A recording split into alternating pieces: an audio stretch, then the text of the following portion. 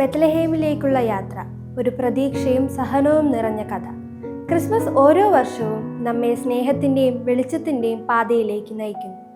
പക്ഷേ ക്രിസ്മസിൻ്റെ പിന്നിൽ നിൽക്കുന്ന ഏറ്റവും മനോഹരവും വേദന നിറഞ്ഞതുമായ ഒരു കഥയുണ്ട്: ബെത്ലഹേമിലേക്കുള്ള യാത്ര.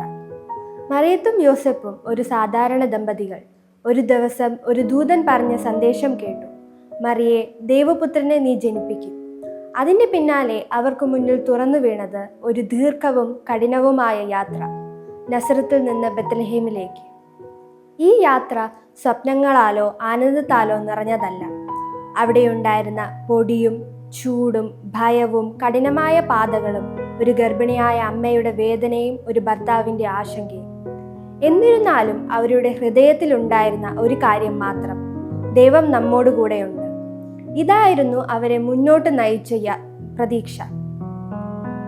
വിദ്യാർത്ഥികളായ നിങ്ങൾ ഈ ക്രിസ്മസിൽ ഓർക്കണം, നിങ്ങളുടെ ജീവിതത്തിലേക്കും ഒരു ബെത്ലഹേം നിമിഷം വരും. വേദനകളും ഭയങ്ങളും വഴിയെ കണ്ടാലും നമുക്ക് മുന്നോട്ട് നടക്കാം. കാരണം നിങ്ങളുടെ ഓരോ ചുവടിനോട് കൂടെ നയിക്കുന്ന ഒരു ദൈവമുണ്ട്. ഏതൊക്കെ ആയാലും അവസാനം നിങ്ങളുടെ ജീവിതത്തിൽ ഒരു പുതിയ വെളിച്ചം തെളിയും. മറിയയുടെ കുഞ്ഞിനെ പോലെ നിങ്ങളുടെ സ്വപ്നങ്ങളും ഒരു ദിവസം പൂത്തുവിരിയും. ബെത്ലഹേമിലേക്കുള്ള യാത്ര ഒരു കഥ മാത്രമല്ല, നമ്മുടെ ജീവിതത്തിൻ്റെ പാഠപുസ്തകമാണ്.